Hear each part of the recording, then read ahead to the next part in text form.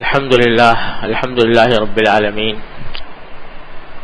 والصلاة والسلام على سيدنا ومولانا محمد خاتم النبيين وعلى آله وأصحابه أجمعين وعلى كل من تبعهم بإحسان إلى يوم الدين. أما بعد،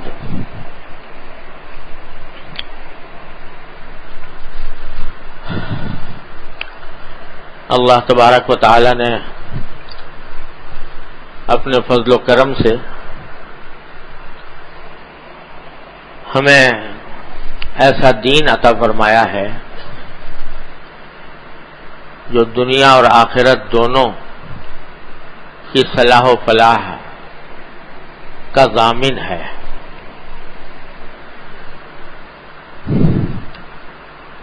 اس سے دنیا بھی اچھی ہوتی ہے، آخرت بھی اچھی ہوتی ہے۔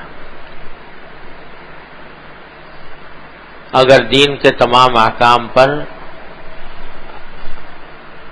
ہمیں ٹھیک ٹھیک عمل کی توفیق ہو جائے تو دنیا بھی خوشگوار اور آخرت بھی انشاءاللہ خوشگوار۔ وجہ یہ ہے کہ زندگی کا کوئی شعبہ ایسا نہیں ہے جس میں ہمارے دین نے ہمیں کچھ ہدایات اور تعلیمات عطا نہ فرمائی۔ ان تمام ہدایات اور تعلیمات کے مجموعے کا نام دین ہے، اور جیسا کہ بزرگوں نے فرمایا کہ جو انسان کی زندگی میں جن چیزوں کے بارے میں ہدایات عطا فرمائی گئی ہیں وہ 5 شعبے ہیں۔ عقائد ہیں کہ عقیدہ درست ہونا چاہیے، عبادات ہیں، نماز، روزہ، حج، زکوٰۃ وغیرہ، اور معاملات ہیں، خرید و فروخت کے معاملات، نکاح طلاق کے معاملات، اور معاشرت ہے، یعنی جب ایک دوسرے کے ساتھ رہ رہے ہوں تو دوسرے کے ساتھ کس طرح کا برتاؤ کرنا چاہیے، اور اخلاق ہے کہ آدمی کا دل کے اندر جو صفات ہیں اس کے باطن میں وہ صحیح صفات ہوں اور وہ اس کو صحیح کام کی طرف لے جائیں۔ یہ 5 شعبے ہیں: عقائد، عبادات، معاملات، معاشرت، اخلاق۔ ان 5 شعبوں کے مجموعے کا نام دین ہے۔ اگر کوئی آدمی کسی ایک شعبے کو لے کر بیٹھ جائے اور دوسرے کو نظر انداز کر دے تو وہ دین کو صحیح طریقے سے دین پر عمل نہیں کر رہا۔ افتؤمنون ببعض الکتاب وتکفرون ببعض، اللہ تبارک و تعالی نے یہودیوں کے بارے میں فرمایا تھا کہ یہ وہ لوگ ہیں جو کتاب میں جو احکام دیے گئے ہیں ان میں سے کچھ پر تو ایمان لاتے ہیں اور کچھ کا انکار ہی کر دیتے ہیں۔ تو 5 کا مجموعہ ہے دین، اور ان 5 کی دین میں اہمیت ہے، اس کی پر عمل کی ضرورت ہے، اس کا علم حاصل کرنے کی ضرورت ہے، اتنا علم کہ آدمی شریعت کے مطابق زندگی گزار سکے۔ اگر یہ 5 شعبے درست ہو جائیں اور اس کے مطابق عمل ہم کرنے لگیں تو دنیا بھی درست اور آخرت بھی درست۔ خرابی ان میں سے کسی ایک شعبے کو نظر انداز کرنے یا اس کے اوپر عمل نہ کرنے سے پیدا ہوتی ہے۔ تو الحمدللہ جو عام طور سے مسجدوں میں جو مسلمان آتے ہیں اکثر و بیشتر الحمدللہ عقائد بھی ان کے فی الجملہ درست ہوتے ہیں، اور عبادات کی اہمیت بھی ہوتی ہے، اسی لیے مسجد میں آتے ہیں یا کسی مجلس میں جاتے ہیں، کسی کا بات سنتے ہیں تو اسی لیے سنتے ہیں کہ ان کے دل میں ان چیزوں کی اہمیت ہے. لیکن باقی 3 شعبے ایسے ہیں کہ جن میں آج کل خاص طور پر غفلت بہت زیادہ ہے. معاملات کہ میں جو کام کر رہا ہوں اس کا حق ادا کر رہا ہوں یا نہیں. کوئی خرید و فروخت کرتا ہوں تو اس میں کوئی حرام کی آمیزش تو نہیں ہو رہی, حرام کی ملاوٹ تو نہیں ہو رہی. کہیں ملازمت کرتا ہوں تو ملازمت میں مجھے تنخواہ جو مل رہی ہے وہ حلال ہو رہی ہے یا حرام ہو رہی ہے. جتنا وقت میں نے ملازمت کے لیے مقرر کیا ہے اس میں کوئی کٹوتی تو نہیں کر رہا. اگر فرض کرو کہ جو ملازمت کا وقت مقرر ہے اس میں آدمی پورا حق وقت نہ دے تو جتنا وقت اس نے چوری کیا وہ چوری ہے. اس کے مقابلے میں تنخواہ جو ملے گی وہ حلال نہیں ہوگی, وہ حرام ہوگی. تو اس کی فکر کہ آیا میں جو تنخواہ لے رہا ہوں, یہ جو آمدنی میرے پاس آ رہی ہے وہ واقعتاً شریعت کے مطابق حلال ہے یا نہیں ہے, اس کی فکر رسول کریم صلی اللہ علیہ وسلم نے ارشاد فرمایا کہ لا يحل مال امرئ مسلم الا بطیب نفس منه او کما قال صلی اللہ علیہ وسلم. کسی بھی مسلمان کا مال اس کی خوش دلی کے بغیر حلال نہیں ہے. خوش دلی کے بغیر, صرف اجازت نہیں فرمایا بلکہ خوش دلی. کوئی آدمی اگر کوئی کسی دوسرے کی چیز استعمال کرے اس طرح کے یا تو بلا اجازت استعمال کر لی, یا اگر اجازت لی تو اجازت دینے والے نے خوش دلی سے اجازت نہیں دی, محض زبردستی دے دی یا دباؤ میں آ کر دے دی یا محض شرما شرمی دے دی, تو بھی وہ حلال نہیں. تو کسی مسلمان کا مال بغیر اس کی خوش دلی کے حلال نہیں ہے, رسول کریم صلی اللہ علیہ وسلم نے ارشاد فرمایا. تو آیا ہم جو اگر کسی سے کوئی چیز لے رہے ہیں تو خوش دلی کے ساتھ لے رہے ہیں یا نہیں لے رہے ہیں, اس کی فکر. تو معاملات کی درستی کی فکر. میں جو منافع دنیا کے اندر حاصل کر رہا ہوں, جن چیزوں سے فائدہ اٹھا رہا ہوں, وہ آیا میرے لیے شریعت کے اعتبار سے میرے لیے مکمل طور پر حلال ہیں کہ نہیں ہیں, اس کی فکر جو ہے وہ بہت کم ہو گئی. لوگ نمازی بھی پڑھ لیں گے, روزے بھی رکھ لیں گے, اعتکاف بھی کر لیں گے, تلاوت بھی کر لیں گے, ذکر اذکار بھی کر لیں گے, لیکن معاملات میں جب جاتے ہیں تو وہاں پر حلال و حرام کی فکر بہت کم ہو گئی ہے. پھر اسی طرح معاشرت کا جو شعبہ ہے, یعنی ہم ایک دوسرے کے ساتھ جب ملتے ہیں, ایک دوسرے کے ساتھ زندگی گزارتے ہیں, تو کیا برتاؤ ہمیں دوسرے کے ساتھ کرنا چاہیے, اس کے بارے میں بہت ہی تفصیلی احکام شریعت نے دیے ہیں. اس کو تو بالکل ہی دین سے لوگوں نے خارج ہی کر لیا. کچھ پیسوں کے بارے میں حلال و حرام کی پھر بھی کسی اللہ کے بندے کو فکر ہو جاتی ہے, لیکن معاشرت یعنی دوسروں کے ساتھ زندگی گزارنے کے طریقوں میں میری وجہ سے کسی کو تکلیف تو نہیں پہنچ رہی, میں کسی کی ایذا رسانی کا سبب تو نہیں بن رہا, یہ فکر بہت ہی کم ہے. اور معاشرت کو لوگوں نے دین سے بالکل خارج قرار دے دیا, جیسے دین کا حصہ ہے ہی نہیں. اگر کوئی اس کے خلاف کام کرتا ہے تو اس کو گناہ ہی نہیں سمجھتا کہ میں نے کوئی گناہ کیا. اس کی ایک مثال دیتا ہوں کہ آج کل یہ ٹریفک کے قواعد ہوتے ہیں, جب آدمی سڑک کے اوپر کوئی گاڑی واڑی چلاتا ہے تو اگر کسی ایسی جگہ آدمی گاڑی روک دے جہاں دوسرے آدمی کا راستہ بند ہو جائے, تو یہ صرف اتنی بات نہیں کہ غیر اخلاقی حرکت ہے, صرف اتنی بات نہیں کہ غیر قانونی ہے, بلکہ گناہ ہے یہ. اس لیے کہ آدمی دوسرے کو تکلیف پہنچانے کا سبب بن رہا ہے, دوسرے کی ایذا رسانی کا سبب بن رہا ہے.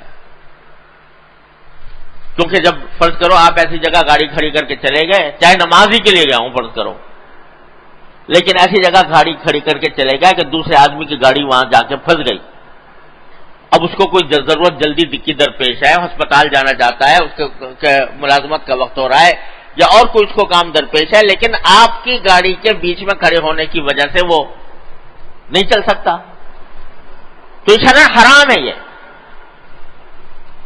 ایسا ہی گناہ ہے جیسا اللہ بچائے، یعنی جو مشہور گناہ ہوتے ہیں اسی قسم کا یہ بھی گناہ ہے، لیکن کوئی اس کو گناہ نہیں سمجھتا، اس لیے کہ معاشرت کے جو احکام ہیں ان کو دین سے بالکل خارج قرار دے دیا ہے، سمجھا کہ اس کے دین کا حصہ ہی نہیں ہے، حالانکہ شریعت نے اس قدر تاکید فرمائی ہے اور اپنے احکام میں اتنی رعایت فرمائی ہے کہ جگہ جگہ قرآن و حدیث میں اس کا حکم دیا گیا ہے، اس کے بارے میں احکام عطا فرمائے گئے ہیں، فقہاء کرام نے اس کے مسائل لکھے ہیں۔ تو ہمارے حضرت حکیم الامت مولانا اشرف علی صاحب تھانوی قدس اللہ تعالیٰ سرہ، اللہ تعالیٰ ان کے درجات بلند فرمائے، ہم انہی کی کتابیں پڑھ کر کچھ دین کی سمجھ حاصل کرنے کی کوشش کرتے ہیں، اور یہ مجلس ہمیشہ حضرت کے ہی کسی ارشاد کے اوپر عام طور سے میں کیا کرتا ہوں، تو حضرت کے ہاں اس کا بڑا اہتمام تھا کہ معاملات بھی درست ہوں، عبادات اور عقائد کے ساتھ معاملات بھی درست ہوں اور معاشرت اور اخلاق بھی درست ہوں۔ اگر یہ درست نہیں ہے تو نفلی عبادتیں تو ایسی نفلی عبادتیں بہت اچھی چیز ہے، لیکن اگر کوئی شخص کوئی نفلی عبادت ساری زندگی نہ کرے، فرض کرو، تو اللہ تبارک و تعالیٰ کیا اس سے پوچھ نہیں ہوگی کہ تو نے نفلی عبادت کیوں نہیں کی تھی، اس کی وجہ سے وہ دوزخ میں نہیں جائے گا۔ لیکن اگر معاملات میں کوئی خرابی ہو گئی اور معاشرت کے اندر کوئی خرابی ایسی ہو گئی جس سے دوسرے کو تکلیف پہنچ گئی، تکلیف کا سبب بن گیا یہ، تو یہ گناہ گار ہے اور اس کی پوچھ ہوگی، اور جب تک کہ وہ جس کو تکلیف پہنچائی ہے وہ معاف نہ کر دے اس وقت تک اس گناہ کی تلافی نہیں ہو سکتی، صرف توبہ سے بھی نہیں ہوتی، کیونکہ حقوق العباد وہ چیز ہے کہ اس کی تلافی اگر اس کسی شخص کا حق فوت کر دیا ہو، کسی کو تکلیف پہنچا دی ہو، تو صرف توبہ کر لینے سے معاف نہیں ہوگا کہ آپ نے گھر بیٹھ کے توبہ کر لی کہ اللہ مجھے معاف کر دیجئے، بلکہ جس کا حق پامال کیا اس سے یا تو معافی مانگے وہ معاف کرے یا اس کا حق اس کو پہنچائے، اس کے بغیر معافی نہیں ہوتی۔ اس واسطے حضرت کے ہاں اس بات کا بڑا سخت اہتمام تھا کہ ان کے پاس جو لوگ اپنی اصلاح کے لیے جاتے تھے تو ان کے معاملات اور معاشرت اور اخلاق کی خاص طور پر حضرت والا جانچ پرکھ کیا کرتے تھے کہ آیا ان کی معاشرت اور اخلاق اور معاملات درست ہوئے کہ نہیں ہوئے۔ میں نے اپنے ایک بزرگ سے یہ بات سنی کہ حضرت والا کے ایک مرید تھے اور حضرت نے ان کو اپنا خلیفہ بھی بنا دیا تھا، خلافت بھی دے دی تھی، یعنی ان کو بیعت کرنے کی اجازت دے دی تھی، دوسروں کی اصلاح کی اجازت دے دی تھی۔ رہتے تھے کسی اور شہر میں، تو ایک مرتبہ وہ حضرت سے کی زیارت کے لیے آئے، سفر کر کے، ریل میں سفر کر کے، تو ان کا ایک چھوٹا بچہ بھی ساتھ تھا، تو برکت کے لیے حضرت کے پاس دعا لینے کے لیے اس کو بھی لے کر آئے تھے۔ تو حضرت والا نے کو سامنے بتایا کہ میرا بچہ ہے، حضرت نے دعائیں دیں بچے کو، شفقت فرمائی، لیکن پھر پوچھا کہ جب تم ریل میں آ رہے تھے تو اس بچے کا ٹکٹ پورا لیا تھا یا آدھا لیا تھا؟ اس کی پہلے عمر پوچھی تو پتہ چلا کہ عمر جو ہے وہ 12 سال سے اوپر ہے۔ تو حضرت نے پوچھا کہ تم نے ٹکٹ اس کا پورا لیا تھا یا آدھا لیا تھا؟ میں نے کہا حضرت آدھا لیا تھا۔ جبکہ آدھا کیوں لیا تھا جبکہ اس کی عمر 12 سال ہو چکی ہے، اور قانون یہ ہے کہ 12 سال کے بچے کا تو پورا ٹکٹ لینا ہوتا ہے. تو ان کے منہ سے نکلا کہ حضرت یہ دیکھنے میں بالکل ہی 12 سال سے کم ہی کا لگتا ہے دیکھنے میں. تو حضرت نے فرمایا انا للہ و انا الیہ. اس کا معنی یہ ہوا کہ آپ کو تصوف کی ہوا بھی نہیں لگی اور پھر خلافت واپس لے لی. جب میں جو تمہیں خلافت دی تھی یا مجاز بنایا تھا اصلاح کا وہ واپس لے لی. کیوں؟ اس لیے کہ ٹکٹ پورا نہیں لیا تھا. اور یہ زمانہ بھی وہ ہے جب انگریز کی حکومت تھی، ریلیں بھی انگریز کی حکومت کی چلتی تھیں. تو حضرت فرماتے ہیں کہ تم نے سواری کے قاعدے کے خلاف آدھا ٹکٹ لے کر جو ہے ایک طرح سے آدھے ٹکٹ کی چوری کی. اور چوری بھی کس کی؟ گورنمنٹ کی، حکومت کی چوری کی. اور حکومت کے پاس جو مال ہوتا ہے اس میں سارے انسانوں کا پیسہ ہوتا ہے. حکومت کے پاس پیسے کہاں سے آتے ہیں؟ لوگوں کے پیسے ہوتے ہیں، عوام کے ٹیکس وغیرہ کے ذریعے حاصل کرتے ہیں. تو اس واسطے اگر حکومت کے کسی مال کو تم نے سرکاری املاک کو نقصان پہنچایا تو یہ صرف ایک شخص کی حق تلفی نہیں ہوئی، پوری قوم کی حق تلفی ہوئی. کس سے معافی مانگتے پھرو گے؟ لہذا واپس لے لی. آپ ذرا اندازہ کیجئے کہ ہم آیا واقعتاً اس طرح کی یہ فکر ہمارے دلوں میں پیدا ہوتی ہے کہ ہمارے معاملات اور ہمارے کام جو ہیں وہ شریعت کے مطابق ہو رہے ہیں یا نہیں ہو رہے ہیں. تو حضرت کے ہاں اس کا بڑا حضرت یہ فرمایا کرتے تھے کہ اگر میں اپنے متعلقین میں سے کسی کے بارے میں سنتا ہوں کہ انہوں نے کچھ معمولات جو ہوتے ہیں نا اوراد و وظائف کے، اوراد و اذکار، جب کوئی کسی کے پاس اصلاح کے لیے جاتا ہے تو عموماً ان کو کچھ بتایا جاتا ہے بھائی روزانہ تم یہ ذکر کیا کرو، یہ اتنی تلاوت کرو، اتنی دعائیں مانگو، اتنا ذکر کرو.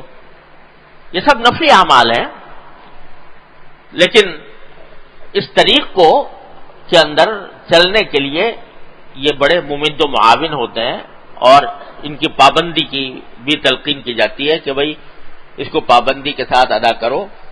جتنا پابندی کرو گے اتنا ہی نفع ہوگا، اتنا ہی انشاءاللہ تعالی نفس و شیطان کے مقابلے میں مدد ملے گی. لیکن حضرت فرما دیتے کہ اگر کسی اپنے ساتھی کے بارے میں یہ سنتا ہوں کہ اس نے اوراد و وظائف میں کوئی کمی کی ہے تو رنج ہوتا ہے، لیکن نفرت نہیں ہوتی. لیکن اگر کسی کے بارے میں سنتا ہوں کہ اس نے معاملات میں یا معاشرت میں کسی کی حق تلفی کی ہے تو فرمایا نفرت ہو جاتی ہے کہ ابھی تک اس کو اتنا بھی دین کا احساس نہیں ہوا.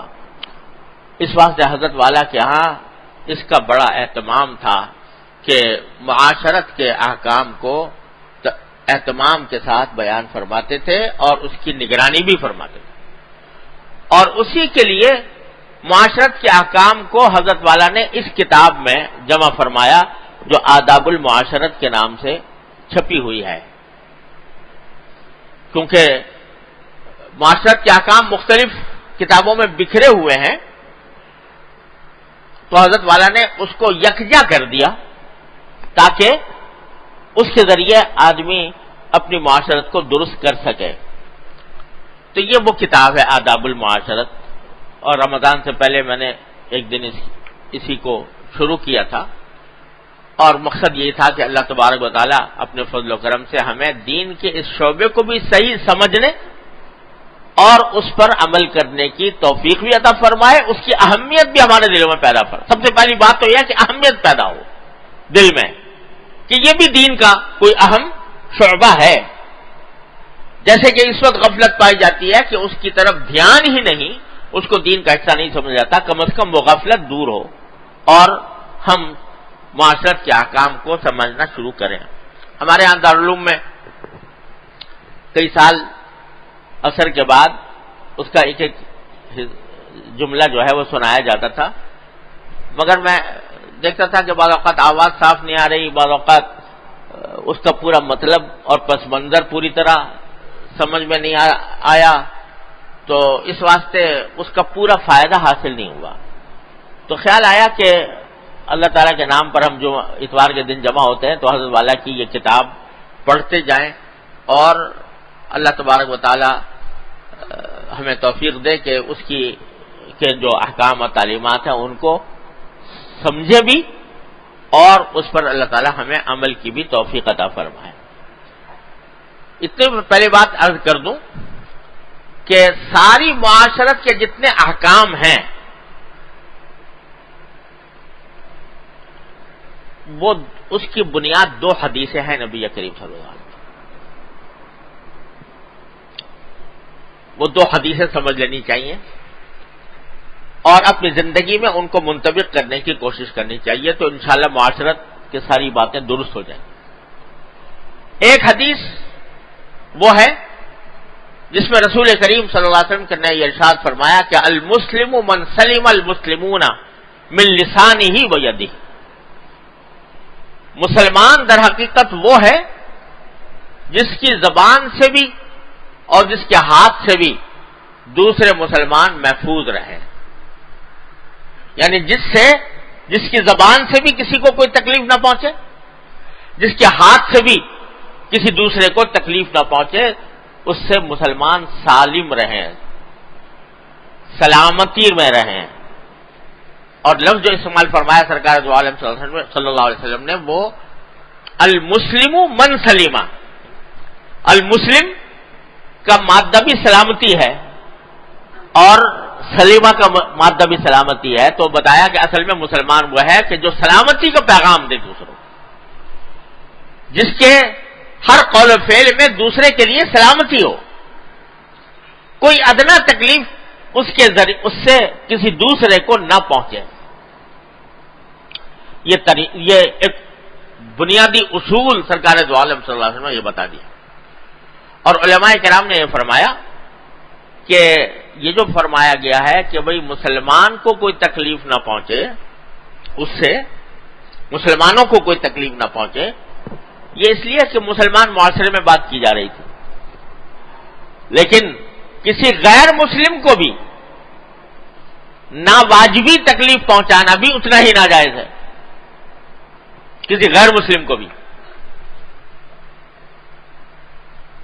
جتنی شریعت نے مثلا جہاد کا حکم دیا ہے تو وہ جہاد اپنی جگہ پر ہے، جہاد کا جب وقت آئے تو جہاد کے احکام اس کے اوپر لاگو ہوں گے، لیکن اگر ہم غیر مسلم ہمارے ساتھ امن کے ساتھ رہ رہے ہیں تو ان کو تکلیف پہنچانا بھی ناجائز ہے، اور وہ بھی شریعت میں منع ہے۔ ہمارے فقہاء کرام نے لکھا ہے کہ اگر کوئی غیر مسلم تمہارے ساتھ رہتا ہو اور اس کو اے کافر کہہ کر خطاب کرنے سے اس کو تکلیف ہوتی ہو تو کافر کہہ کر خطاب کرنا اس کو جائز نہیں ہے، یا کافر کہہ کر خطاب کرنا جائز نہیں ہے اگر اس کو اس سے تکلیف ہوتی ہے۔ تو اتنی شریعت نے رعایت رکھی ہے۔ تو ایک تو بنیادی حدیث وہ ہے نبی کریم صلی اللہ علیہ وسلم کا یہ ارشاد، اللہ تعالی ہمارے دلوں میں بٹھا دے اس کو، المسلم من سلم المسلمون من لسانہ و یدہ، سلامتی میں رہیں مسلمان اس سے، اس کی زبان سے بھی اس کے ہاتھ سے بھی۔ اور زبان اور ہاتھ کا ذکر اس لیے فرمایا کہ عام طور سے تکلیفیں انہی دو چیزوں سے پہنچتی ہیں، زبان سے یا ہاتھ سے، لیکن اس کا مطلب یہ نہیں ہے کہ کسی اور چیز سے اگر تکلیف پہنچا دے تو وہ جائز ہے۔ مطلب جو ہے کہ تکلیف سے سلامتی میں رہیں دوسرے لوگ، اور سلامتی کا معنی یہ ہے کہ نہ تو جسمانی تکلیف پہنچے نہ ذہنی تکلیف پہنچے۔ کسی کو ذہنی تکلیف دینا، کسی پریشانی میں مبتلا کر دینا، کسی تشویش میں، کسی اضطراب میں ڈال دینا، چاہے آپ نے اس کو مارا نہیں، اس کو کوئی اس کے جسم کو کوئی تکلیف نہیں پہنچی، لیکن ایک ذہنی تشویش میں مبتلا ہو گیا آدمی، تو یہ بھی اس کو تکلیف پہنچانا ہی ہے، اور ایک مسلمان کو اس سے بھی پرہیز کرنا ضروری ہے. دیکھو شریعت نے اللہ تعالیٰ کے فضل و کرم سے اگر شریعت کے احکام پر ہم غور کریں تو ہمیں ہر چیز میں نظم و ضبط سکھایا کہ جو کام کریں وہ نظم و ضبط کے ساتھ کریں. نماز ہے کیا کتنی سخت تاکید فرمائی سرکار دو عالم صلی اللہ علیہ وسلم نے کہ صفوں کو سیدھا رکھو. صف کو سیدھا رکھنے کا کتنا اہتمام فرمایا, کتنی تاکید فرمائی قدم قدم پر. اور حضرت فاروق اعظم رضی اللہ عنہ کے بارے میں روایات میں آتا ہے کہ جب آپ نماز پڑھانے کے لیے تشریف لاتے تھے تو پہلے سارے صف کی نگرانی کرتے تھے. اگر کوئی آگے پیچھے ہو رہا ہوتا تھا پہلے کہتے قدم یا فلان, آخر یا فلان, تم آگے ہو جاؤ, تم تھوڑا پیچھے ہو جاؤ. اب تو ماشاءاللہ صفوں کے نشان بنے ہوئے ہیں تو اس میں آسان ہو گیا, ہو جاتا ہے سب کو سیدھا کرنا. اتنی تاکید فرمائی. قسم کھائی اللہ تعالیٰ نے وہ صافات صفن, قسم ہے ان لوگوں کی جو صف بنا کر کھڑے ہوتے ہیں. تو اللہ تبارک و تعالیٰ نے کو اتنی یہ بات پسند ہے کہ قسم کھائی اس کی. کیوں بھائی, یہ تو ایک سب نماز کسی طرح بھی آگے پیچھے ہو کر پڑھ لیتے تو کیا تھا, لیکن اللہ تعالیٰ نے یہ طریقہ ہمیں سکھایا نظم و ضبط ہر کام کے اندر. تو ایک مسلمان کو اس نظم و ضبط کا نمونہ ہونا, یہ نہیں کہ جب نماز ہو رہی ہے تو بے شک وہ صافات صفن کا اہتمام ہے, جب آپ دوسری جگہ گیا تو ایک بھیڑ ہوگی اور دھکا پیل شروع کر دی. یہ شریعت کا نہ حکم ہے, نہ تقاضا ہے, نہ مزاج ہے. تو ایک تو حدیث یہ ہے جو میں نے سنائی, المسلم من سلم المسلمون من لسانہ و یدہ, ایک بات. دوسری بنیاد ہے وہ حدیث جس میں رسول کریم سرورت عالم صلی اللہ علیہ وسلم نے ارشاد فرمایا کہ احب لاخیک ما تحب لنفسک وکرہ لاخیک ما تکرہ لنفسک, او کما قال صلی اللہ علیہ وسلم, کہ اپنے بھائی کے لیے بھی وہی بات پسند کرو جو اپنے لیے پسند کرتے ہو, اس کے لیے بھی وہ بات ناپسند کرو جو اپنے لیے ناپسند کرتے ہو. یعنی یہ بات نہیں ہے کہ اپنے لیے کوئی اور پیمانہ ہے اور دوسرے کے لیے کوئی اور پیمانہ ہے. جب کسی کے ساتھ کوئی سلوک کر رہے ہو تو یہ سوچو کہ اگر یہ سلوک میرے ساتھ یہ کرتا تو مجھے اچھا لگتا یا برا لگتا, مجھے تکلیف پہنچتی یا راحت ملتی. یہ پہلے سوچ لو. اگر تم اپنے لیے اس سلوک کو گوارا کرتے ہو تو بے شک دوسرے کے ساتھ بھی گوارا کرو, لیکن اپنے لیے اگر ناپسند کرتے ہو تو دوسرے کے لیے پھر اس کو پسند کرنے کا اور دوسرے کے لیے ایسا سلوک روا رکھنے کا کوئی جواز نہیں. یہ بنیاد ہے معاشرت کے احکام کی. یہ دو حدیثیں ہیں. دوسرے کو تکلیف پہنچانے سے احتراز اور دوسرے کے ساتھ ایسا ہی سلوک کرنا جیسا آدمی اپنے لیے پسند کرتا ہے, یہ ساری معاشرت کے احکام کی بنیاد ہے ان دو حدیثوں پر. تو حضرت والا نے انہی کی بنیاد پر یہ احکام ذکر فرمائے ہیں, اور یہ احکام خود حضرت نے اپنی طرف سے معاذ اللہ گھڑ نہیں لیے, قرآن و حدیث سے ماخوذ ہے اور فقہائے کرام کی کتابوں سے ماخوذ ہیں, فقہ کے اندر بھی مذکور ہیں اور تصوف کی کتابوں میں بھی مذکور ہیں. تو اب حضرت نے شروع کیا ہے سب سے پہلے سلام اور مصافحے کے احکام سے. اللہ تبارک و تعالیٰ نے اپنے فضل و کرم سے ہمیں ایک ایسا تحیہ عطا فرمایا کہ جب ایک دوسرے سے ملیں تو ایسا تحیہ عطا فرمایا کہ جس کی کوئی نظیر کسی مذہب میں ملت میں نہیں ہے. السلام علیکم ورحمۃ اللہ وبرکاتہ. یہ تنہا ایک ایسا جملہ ہے, ایسی دعا ہے کہ اگر یہ ایک مرتبہ بھی قبول ہو جائے کسی کے حق میں تو اس کے دین و دنیا سب درست ہو جائے. سلامتی ہو تمہارے اوپر اور اللہ کی رحمت ہو, اللہ کی برکتیں نازل ہوں. اب بتاؤ، سلامتی جو ایسی چیز ہے، سلامتی کے معنی یہ ہے کہ کوئی بھی بات تکلیف کی نہ ہو، نہ دنیا میں نہ آخرت میں۔ صحت تمہیں حاصل ہو، اگر سلامتی کے اندر صحت آ گئی، سلامتی کے اندر خوشحالی آ گئی، سلامتی کے اندر دنیا کے تمام منافع آ گئے، سلامتی کے اندر عذاب قبر سے حفاظت آ گئی، سلامتی کے اندر حشر کی آسانی آ گئی، سلامتی کے اندر قیامت کے تمام مناظر کی آسانی آ گئی، ساری چیزیں اس میں جمع ہیں۔ السلام علیکم ورحمۃ اللہ وبرکاتہ، ایسی چیز ہے۔ اور دنیا میں جتنے لوگ جو ہیں وہ جب ایک دوسرے سے ملتے ہیں تو وہ بھی آخر کوئی نہ کوئی تحیہ ایک دوسرے کو کرتے ہیں، تو اب اس میں کسی میں بھی یہ جامعیت نہیں ہے جو اللہ تبارک و تعالیٰ نے ہمیں عطا فرمائی ہے السلام کے اندر، کسی میں وہ جامعیت نہیں۔ بھائی گڈ مارننگ کہہ دیا، صبح کو کسی سے ملاقات ہوئی تو گڈ مارننگ کہہ دیا، شام کو ہوئی تو گڈ ایوننگ کہہ دیا۔ تو بھائی گڈ مارننگ کے معنی یہ کہ تمہاری صبح اچھی صبح ہے، دعا کے الفاظ بھی نہیں ہیں، اچھی صبح۔ تو بھائی صبح اچھی ہوئی تو شام اچھی نہ ہو، اب اور رات اچھی نہ ہو، تو وہ ایک خاص حد تک محدود ہو کر رہ گئے۔ اور اللہ تبارک و تعالیٰ نے ہمیں جو سکھایا وہ ایسی نعمت ہے کہ اگر وہ حاصل ہو جائے تو دنیا آخرت کی کوئی حاجت اس میں باقی نہیں رہتی۔ لیکن اس کے کچھ آداب ہیں، وہ آداب اکثر و بیشتر بھول جاتے ہیں ہم لوگ، اس کی وجہ سے یہ سلامتی کا کلمہ بجائے فائدہ پہنچانے کے نقصان کا سبب بن جاتا ہے۔ چنانچہ تاکید یہ فرمائی گئی ہے کہ سلام کرو ایسے وقت میں جبکہ اس کا سننے والے کو اس سے راحت پہنچے، لیکن جہاں تکلیف پہنچنے کا اندیشہ ہو وہاں سلام کرنے کو منع کر دیا شریعت۔ مثلا حدیث میں اس کی یہ حکم بیان فرمایا گیا ہے، اور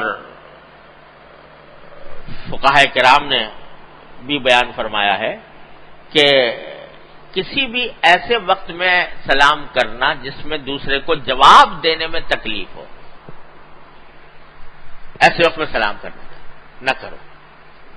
ایک آدمی مشغول ہے کسی کام کے اندر، منہمک ہے، اور خیال ہے کہ اگر میں اس کو سلام کروں گا تو اس کو تکلیف پہنچے گی، ایسے میں سلام نہیں کرنا چاہیے۔ کوئی آدمی تیزی میں جا رہا ہے، ایسا محسوس ہو رہا ہے کہ اس کو کوئی جلدی ہے جانے کی، اس میں سلام نہیں کرنا چاہیے۔ کوئی شخص جو ہے وہ لوگ بیٹھے ہوئے ہیں مجلس میں، جیسے ہم اس وقت بیٹھے ہوئے ہیں، کوئی آدمی بات کر رہا ہے، دوسرے سن رہے ہیں، تو کوئی دوسرا باہر سے آئے تو اس وقت میں سلام نہیں کرنا چاہیے، چپکے سے بیٹھ جانا چاہیے۔ تو اس میں اس بات کی رعایت کی گئی ہے کہ ایسے وقت میں سلام نہ کرے جبکہ دوسرے کو سلام کا جواب دینے میں کچھ تکلیف ہو۔ کھانا کھا رہا ہے، حدیث میں وہ فقہائے کرام نے فرمایا کوئی آدمی کھانا کھا رہا ہے تو سلام نہ کرو اگر وہ کھانے میں مشغول ہے تو، اور اس کو اس سے تکلیف پہنچنے کا اندیشہ ہے، مت کرو۔ جہاں سلام سے کوئی فتنہ پیدا ہوتا ہو وہاں پر سلام کرنے سے منع کیا گیا۔ اور آداب یہ بتائے گئے کہ بڑا چھوٹے کو سلام کرے، چھوٹا بڑے کو سلام کرے، جو ادنا حالت میں ہے وہ اعلی حالت والے کو سلام کرے۔ اور لیکن اگر فرض کرو اسے نہیں کیا تو چھوٹے نے اگر نہیں کیا تو بڑے کی کوئی توہین نہیں ہے کہ وہ چھوٹے کو سلام نہ کرے، بڑا بھی چھوٹے کو سلام کرے۔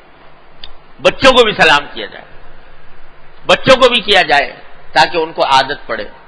تو یہ سارے احکام ہیں سلام سے متعلق، اور حاصل اس کا یہ ہے کہ ایسے وقت میں نہ کرو جبکہ دوسرے کو اس سے تکلیف پہنچنے کا اندیشہ ہو۔ یہ کچھ میں نے پچھلی مجلس میں بھی اس کی کچھ تفصیل عرض کی تھی۔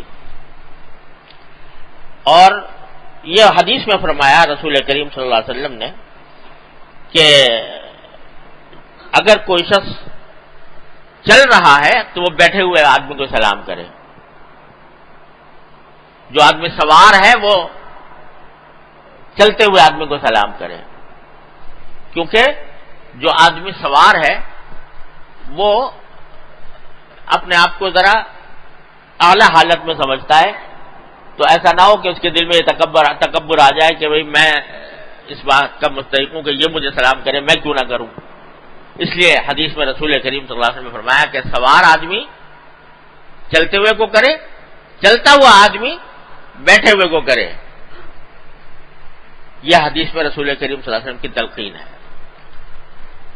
اور بھائی جس طرح سلام کے یہ آداب ہیں کہ ان سے کسی کو تکلیف نہ پہنچے، اس سے زیادہ اس میں مصافحے کا حکم ہے۔ حدیث میں یا رسول کریم صلی اللہ علیہ وسلم کا ایک ارشاد مروی ہے کہ آپ نے یہ فرمایا واللہ عالم کہ سلام کا تتمہ مصافحہ ہے، سلام کا تکملہ مصافحہ ہے۔ اور فقہاء کرام نے احادیث کی روشنی میں یہ بات ارشاد فرمائی ہے کہ کسی کو سلام کرنا تو سنت ہے، سنت مؤکدہ ہے، کیونکہ رسول کریم صلی اللہ علیہ وسلم نے افشوا السلام فرمایا کہ سلام کو رواج دو اپنے معاشرے کے اندر، وہ تو سنت مؤکدہ ہے۔ سلام کا جواب دینا واجب ہے، یعنی کسی نے سلام کیا تو جواب دینا اس کا واجب ہو گیا۔ ابتدا میں سلام کرنا سنت ہے، جواب دینا واجب ہے، لیکن سلام کرنا سنت ہے، مصافحہ کرنا مستحب ہے، یعنی سنت سے کم درجہ مستحب ہے۔ کر لے تو بہت اچھی بات ہے، نہ ہو سکے تو کوئی ایسی بات نہیں ہے۔ لیکن جب سلام میں یہ بات مد نظر رکھنی ضروری ہے کہ اس سے کسی کو تکلیف نہ پہنچے، تو مصافحے میں تو بطریق اولا یہ رعایت انتہائی ضروری ہے کہ اس سے کسی کو تکلیف نہ پہنچے۔ اس معاملے میں ہمارے معاشرے کے اندر اس قدر، میں تو کہوں گا کہ شاید گمراہی کی حد تک بے اعتدالی اور بے احتیاطی ہے کہ الامان والحفظ، لوگوں نے مصافحے کو صرف مستحب نہیں واجب فرض عین سمجھ لیا، اور اس مصافحے کی خاطر کتنی تکلیفیں دوسرے کو دینی پڑے ہیں اس کا کوئی احساس نہیں۔ حدیث میں وہ جب سلام کے یہ حکم ہے تو حضرت والا فرماتے ہیں، حضرت کی میں بات نقل کرتا ہوں کہ حضرت والا فرماتے ہیں کہ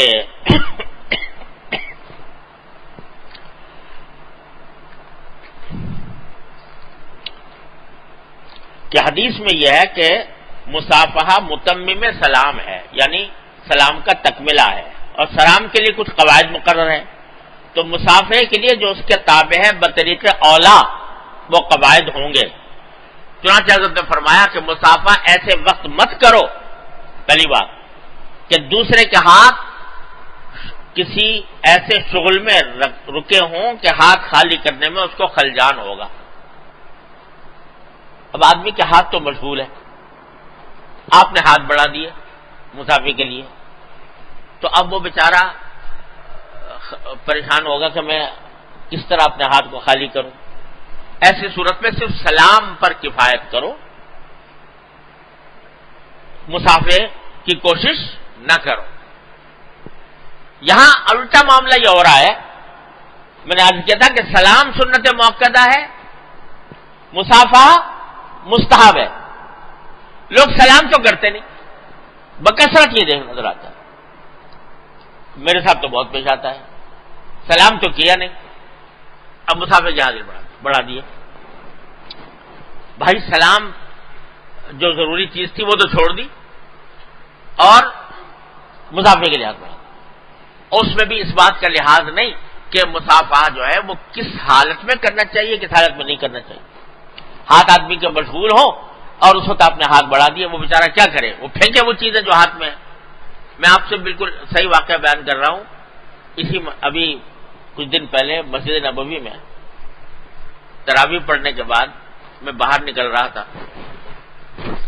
تو ایک ہاتھ میں میرے بڑی سی جانماز تھی، اچھی خاصی، وہ موٹی جانماز تھی، بڑی لمبی چوڑی، اور ایک ہاتھ میں جوتے تھے۔ اب مسافر کا دور چل گیا کہ دوڑ نہیں چل گیا، دوڑ چل گئی۔ تو اس وقت میں نے کوئی صورت نہیں تھی سوائے اس کے کہ ان سے معذرت کی جائے، تو میں نے یہ کہہ دیا کہ بھائی جب کسی آدمی کے دونوں ہاتھ مشغول ہوں تو اس وقت میں مصافحہ نہیں کرنا چاہیے۔ یہ میں نے مسئلہ بتا دیا۔ ایک صاحب بڑے ناراض ہو گئے، ہمیں تو آپ کے ساتھ بڑی محبت تھی، عقیدت تھی، آج سے وہ سب آپ نے ملیامیٹ کر دی، مصافحہ جو ہے وہ کرنے سے انکار کر دیا، ناراض ہو گئے۔ میں نے کہا بھائی میں آپ کو ایک مسئلہ بتا رہا ہوں کہ مسئلہ یہ ہے کہ جب بتاؤ میرے ہاتھ میں یہ جانماز ہے، ایک طرف جوتے، یہ دونوں چیزیں پھینکوں اور پھر آپ سے مدافع کروں، یا یہ کہ کوئی ایک چیز پھینکوں، کیا طریقہ اختیار کروں؟ مگر وہ ناراض نہیں سمجھ گئے، کہنے کہ جی ہم تو اب تک یہ سمجھتے آئے کہ مصافحہ کرنا بڑا ثواب کا کام ہے، گناہ جھڑتے ہیں اس سے، اور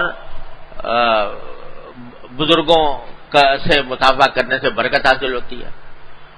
تو میں نے کہا بھائی اول تو میں بزرگ نہیں ہوں کہ جس کی مصافحے کے لیے آپ اتنے بےتاب ہوں، اور دوسرا یہ کہ اگر کوئی بزرگ ہو بھی تو اس کو جب اس کے ہاتھ مشغول ہو تو اس وقت ہاتھ نہ بڑھائیں، اس کو تکلیف دینا ہے۔ مگر ان کی سمجھ میں نہیں آئی، وہ کچھ بڑبڑاتے ہوئے نکل گئے۔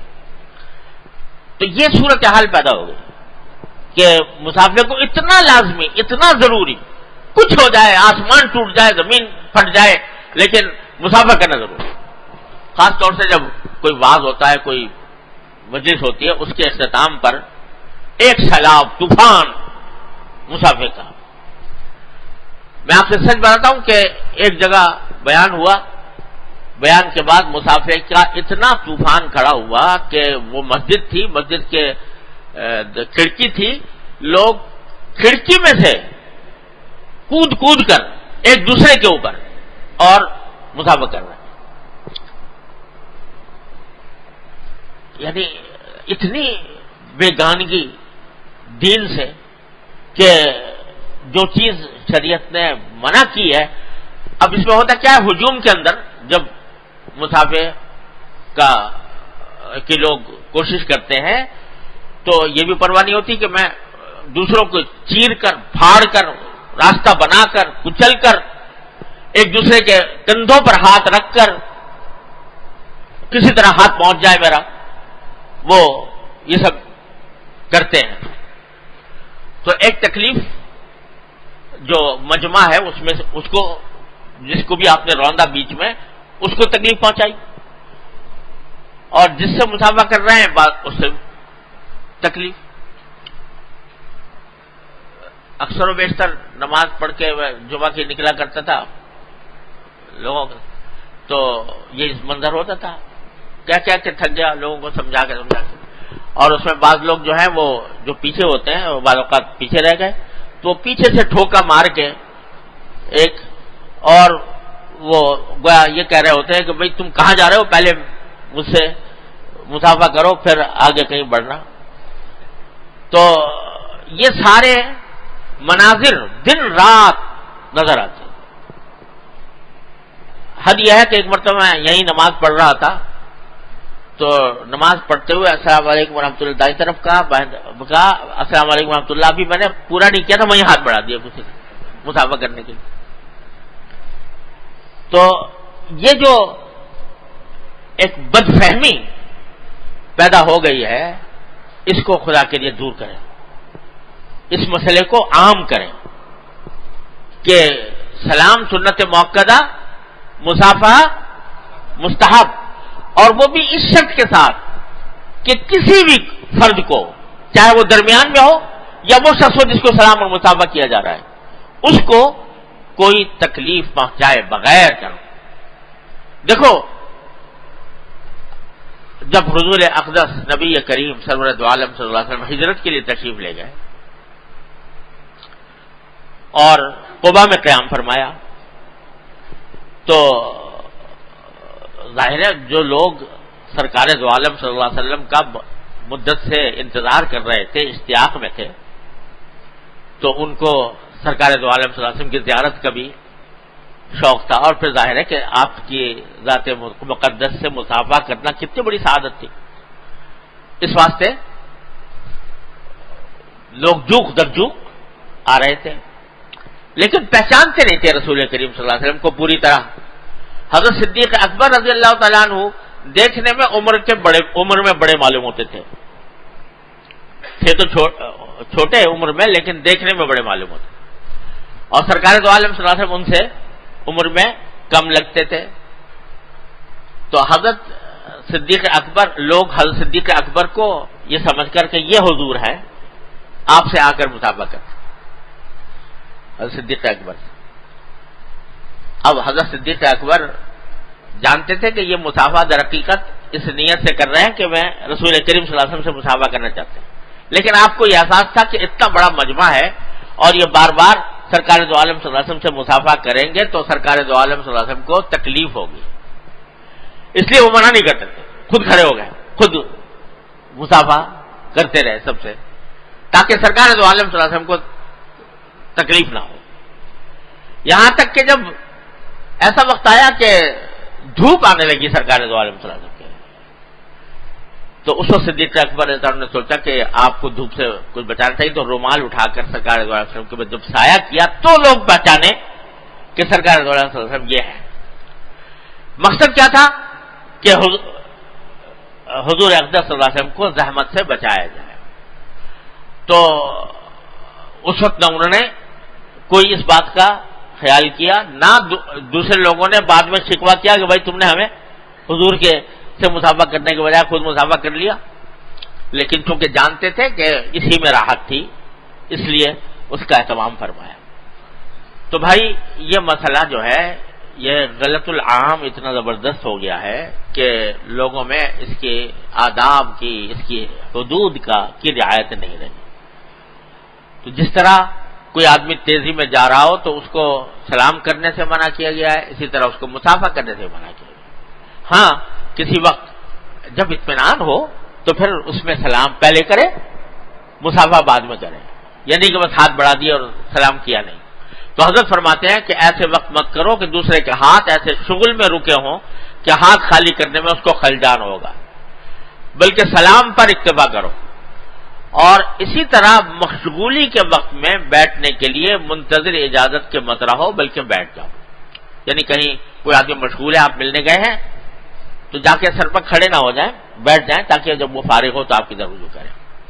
جو آدمی تیزی سے جا رہا ہو راستے میں اس کو مسافر کے لیے مت روکو، شاید اس کا کوئی حرج ہو جائے۔ اسی طرح ایسے وقت میں اس کو کھڑا کر کے بات مت کرو۔ جب ایک آدمی تیزی میں جا رہا ہے، اندازہ ہے کہ اس کو جلدی ہے، تو پھر اس کو روکنا مسافر کے لیے مناسب نہیں ہے، اور اس میں ہو سکتا ہے اس کو تکلیف پہنچ جائے۔ یہاں یہ بات بھی عرض کر دوں کہ مستحب بے شک ہے نا مصافحہ، جب اطمینان کی حالت ہو تو مصافحہ کیا ہے؟ مستحب ہے۔ اور بعض روایات میں آتا ہے کہ جب دو مسلمان محبت سے مصافحہ کرتے ہیں تو ان کے گناہ جھڑتے ہیں، تو اس لیے مستحب ہے۔ لیکن اگر دوسرے کو تکلیف سے بچانے کی خاطر کوئی آدمی یہ مستحب چھوڑ دیتا ہے اس لیے کہ بھئی تکلیف نہ ہو، چھوڑ دیتا ہے، تو یہ نہ سمجھے کہ وہ اس مستحب کے ثواب سے محروم ہو گیا، کیونکہ اللہ تبارک و تعالی دینے والے تو وہ ہیں، ثواب دینے والا کون ہے؟ اللہ تبارک و تعالی۔ تو یہ ممکن نہیں ہے کہ اللہ تعالیٰ کی طرف سے کسی عمل سے روکا جائے اور پھر اس کے ثواب سے بھی محروم کیا جائے، یہ نہیں ہو سکتا۔ لہذا اگر کوئی شخص رک گیا کسی ایسے عمل سے جو ثواب کا عمل تھا، لیکن اس حدیث کی وجہ سے رک گیا کہ میری ذات سے کسی کو تکلیف نہ پہنچے، تو اس حدیث پر عمل کرنے کی وجہ سے، اس کی برکت سے انشاءاللہ اس کے ثواب سے محروم نہیں رہے گا، اللہ تعالیٰ ضرور عطا فرمائیں گے۔ ہمارے حضرت والا حضرت عارفی قدس اللہ تعالیٰ سرہ فرمایا کرتے تھے کہ رمضان میں اگر کوئی شخص بیمار ہو یا سفر میں ہو تو اس کو اجازت ہے کہ وہ روزہ قضا کر لے، اجازت دی ہے، خود قرآن کریم نے اجازت دی ہے۔ لیکن جب قضا کرے گا تو ہمارے حضرت فرماتے تھے کہ قضا کرتے وقت انشاءاللہ اس کو امید یہ رکھنی چاہیے کہ جو رمضان میں روزہ رکھنے کا ثواب اس کو ملتا، انشاءاللہ وہی ثواب اس کو ملے گا، قضا میں بھی ملے گا۔ کیوں؟ اس لیے کہ اللہ تبارک و تعالیٰ کے حکم سے قضا کیا، تو یہ نہ سمجھے کہ رمضان کی برکتیں مجھ سے چھوٹ گئی، نہیں، جب قضا کرے گا تو وہی برکتیں انشاءاللہ حاصل ہوگی۔ اسی طرح اگر کوئی شخص شریعت کے کسی حکم پر عمل کرتے ہوئے کوئی مستحب کام چھوڑ دیتا ہے، کوئی ایسا کام چھوڑ دیتا ہے جس پر ثواب کا وعدہ ہے، تو شریعت پر عمل کرنے کی وجہ سے انشاءاللہ وہ اس کے ثواب سے محروم نہیں رہے گا، اللہ تبارک و تعالیٰ اس کا ثواب دیں گے، اور کچھ بعید نہیں، کچھ زیادہ دے دیں۔ کیوں؟ اس لیے کہ آدمی نے اپنی، اس کا دل کی خواہش تھی، شوق تھا، ارمان تھا، لیکن اللہ کے حکم پر عمل کرتے ہوئے، شریعت پر عمل کرتے ہوئے اس نے اپنے شوق کو چھوڑ دیا، تو اس کی وجہ سے اللہ تبارک و تعالیٰ اگر اس کو زیادہ ثواب عطا فرمائے تو کچھ بعید نہیں ہے۔ لہذا ایک مسلمان کے لیے محرومی نہیں ہے، ایک مومن کے لیے محرومی کسی حال میں نہیں ہے، اگر وہ شریعت کے تقاضوں پر عمل کرتا رہے تو محرومی نہیں ہے، اللہ تبارک و تعالیٰ کی رحمت سے اس کو اجر و ثواب ویسا ہی ملے گا۔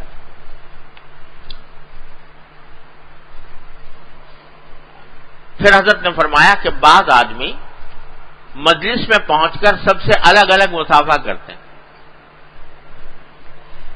جیسے ایک مجلس میں 10-12 آدمی بیٹھے ہوئے ہیں، 12-15 آدمی بیٹھے ہیں، وہ آپس میں کوئی بات چیت کر رہے ہیں، اب ایک صاحب آئے، وہ پہلے اس سے مصافحہ، پھر دوسرے سے، پھر تیسرے سے، 12-15 آدمیوں سے اکٹھا ایک ایک کر کے مصافحہ کرنا شروع کر دیتے ہیں، چاہے کسی سے تعارف ہو یا نہ ہو۔ تو حضرت فرماتے ہیں کہ اس سے بہت وقت صرف ہوتا ہے اور فارغ ہونے تک تمام مجلس مشغول اور پریشان رہتی ہے، تو میں جب تک یہ فارغ ہو کے سب سے مصافحہ نہیں کر لے گا اس وقت تک پھر آگے کوئی بات کرنا مشکل ہے۔ تو قاعدہ شریعت نے یہ بتایا ہے، اتنا بڑا مجمع بیٹھا ہے ماشاءاللہ، تو ایک آدمی کا سلام کر لینا، ایک آدمی کا سلام کرے اور ان میں سے ایک بھی جواب دے دے تو سب کی طرف سے فریضہ ادا ہوگا۔ ایک آدمی کی سلام، کوئی مجمع آ رہا ہے اور کسی کے پاس جا رہا ہے تو اس مجمع میں سے ایک آدمی سلام کر لے تو سلام کی سنت سب کی طرف سے ادا ہو گئی۔ ان میں سے جو بیٹھے ہوئے ہیں ان میں سے کسی ایک نے جواب دے دیا تو سب کی طرف سے ادا ہوگی۔ شریعت نے ہر چیز کی رعایت رکھی ہے۔ تو حضرت فرماتے ہیں کہ بعض اوقات لوگ آتے ہیں اور ایک ایک سے مصافحہ کرتے رہتے ہیں، تو ایسے میں فرماتے ہیں کہ مناسب یہ ہے کہ جس کے پاس ارادہ لے کر آئے ہو اس سے مصافحہ کرنے پر اکتفا کرو، البتہ کسی دوسرے سے بھی تعارف ہو تو پھر کوئی مذائقہ نہیں۔ تو جب خیال یہ ہو کہ میں ایک ایک سے جب مصافحہ کروں گا تو سب لوگ منتظر بیٹھے رہیں گے، تشویش، جو میں کہہ رہا تھا نا کہ ذہنی تکلیف پہنچانا ہے، ذہنی تشویش میں مبتلا کرنا، یہ بھی اس میں داخل ہے۔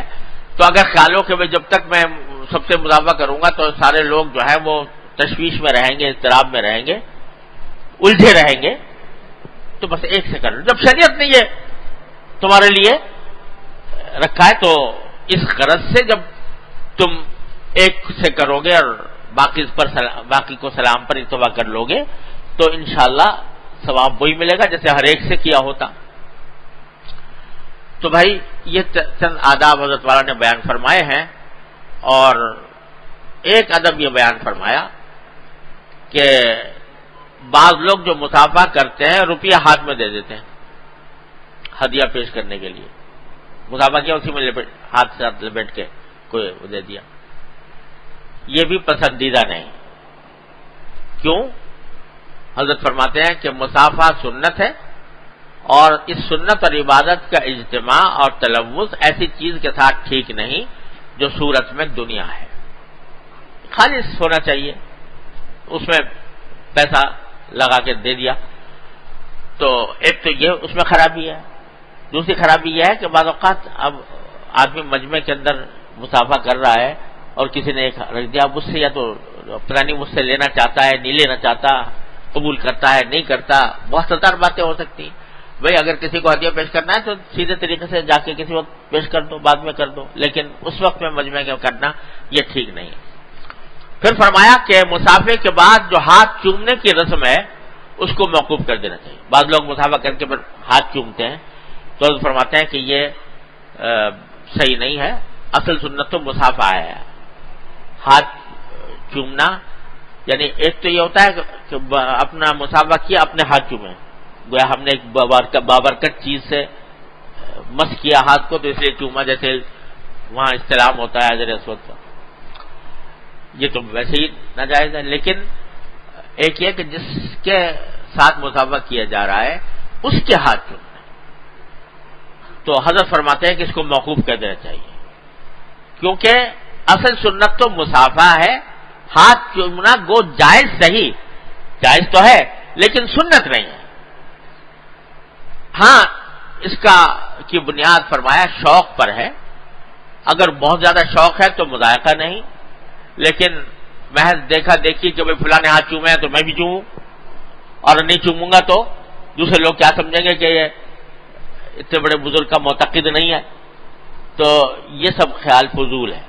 بہت زیادہ شوق کا جذبہ ہو تو کر لے، اور شوق کا جذبہ نہیں ہے تو حضرت فرماتے ہیں کہ بعض طوائف پر توحید کا غلبہ ہوتا ہے، انہیں یہ فعل نہایت گراں معلوم ہوتا ہے. یعنی دوسرے کا ہاتھ چومنا یہ ان کے اوپر طبیعت پر گراں ہوتا ہے کہ ان کو اس سے ایک طرح سے طبیعت پر بوجھ ہوتا ہے.